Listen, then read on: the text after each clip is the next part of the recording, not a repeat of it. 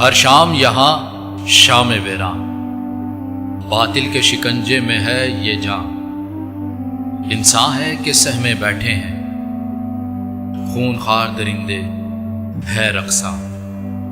یہ کوئی زیادہ دنوں کی بات نہیں جب حبیب جالی کے یہ الفاظ پاکستان کے سب سے بڑے شہر کراچی کی عکاسی کرتے تھے۔ کراچی جو پاکستان کا تجارتی مرکز اور روشنیوں کا شہر کہلاتا تھا، تاریکی میں ڈوب چکا تھا، ہر طرف ظلمت اور آسیب کا سایہ تھا۔ 2 کروڑ کی آبادی پر مشتمل شہر میں انسان مستقل خوف کے سائے میں زندگی بسر کرنے پر مجبور تھے۔ انسانی جان، مال و دولت کچھ محفوظ نہ تھا۔ لندن میں بیٹھا ایک شخص اپنے ہزاروں کارندوں کے ذریعے اس شہر پر حکمرانی کرتا تھا۔ اس شہر پر صرف اسی کا حکم چلتا تھا، یہاں تک کہ وہاں بسنے والے لوگ اپنے ہر عمل پر اسی کے آگے جواب دیتے۔ شہر میں قتل و غارت، چوری ڈکیتی اور پتہ خوری عام تھی، اور یہ سب کچھ صرف ایک شخص الطاف حسین کی ایما پر ہوتا تھا۔ الطاف حسین جو اپنے آپ کو کراچی میں بسنے والے مہاجروں کا نام نہاد لیڈر کہتا تھا، پورے شہر میں خوف کی علامت سمجھا جاتا تھا۔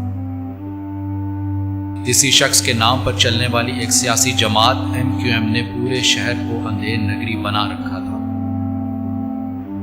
ایک وقت وہ بھی تھا جب یہ شہر روشنیوں کا شہر کہلاتا تھا، جہاں زندگی کی رفتار وقت سے بھی زیادہ تیز تھی، اور جہاں ملک بھر سے لوگ روزگار کی تلاش میں آتے تھے، اور یہ شہر اپنے دونوں ہاتھ پھیلا کر ان کو خوش آمدید کہتا تھا۔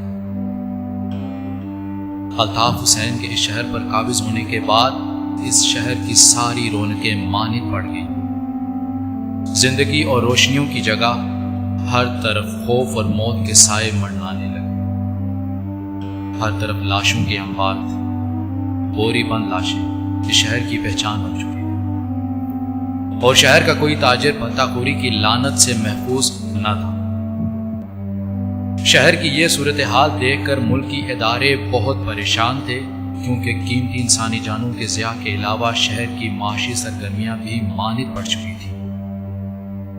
پورے ملک میں معاشی بدحالی چھا چکی تھی، کیونکہ پاکستان میں تجارت کا ہر راستہ اسی شہر سے ہو کے گزرتا تھا۔ مختلف رنگ و نسل، زبان اور ثقافت جو اس شہر کی کبھی پہچان ہوا کرتی تھی، اب اس شہر کا سب سے بڑا مسئلہ بن چکا تھا۔ مہاجر قوم، جس کی شاید اس ملک کے لیے سب سے زیادہ قربانیاں ہیں، کو اسی ملک کے خلاف اکسایا جا رہا تھا۔ لندن میں بیٹھا ایک شخص دشمنوں کے ایجنڈے پر کام کرتے ہوئے وطن عزیز میں لسانیت کو فروغ دے کر شہر میں فساد کروا رہا تھا۔ شہر کی مسلسل یہ صورتحال دیکھ کر ملکی سلامتی کے اداروں کا صبر کا پیمانہ لبریز ہو چکا تھا۔ کافی عرصے سے سیاسی مفاہمت کی پالیسی کے ناکام ہونے کی وجہ سے آخر عوام کی شدید خواہش پر دہشت گردوں اور پتہ خوروں سے آہنی ہاتھوں سے نمٹنے کا فیصلہ کیا گیا۔ کراچی شہر کی رونقیں بحال کرنے کے لیے مسلح آپریشن انتہائی ناگزیر تھا۔ کراچی شہر کا امن بحال کرنے کی ذمہ داری پاکستان رینجرز کے کندھوں پر ڈالی گئی، جو اسے خوب نبھانا جانتے تھے، اور جیسا کہ امید تھی، سندھ رینجرز کی اس کارروائی کے چند ہی دنوں میں شہر سے ظلمت کے بادل چھٹنے لگے اور شہر کی رونقیں پھر سے بحال ہونے لگیں۔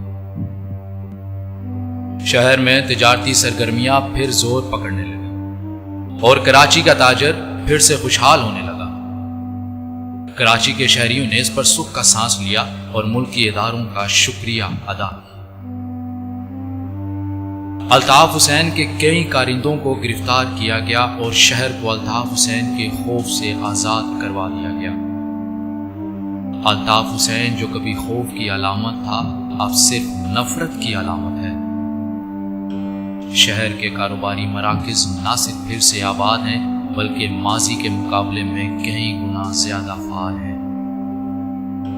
اب کراچی میں پوری طرح سے لوگ آزاد ہیں۔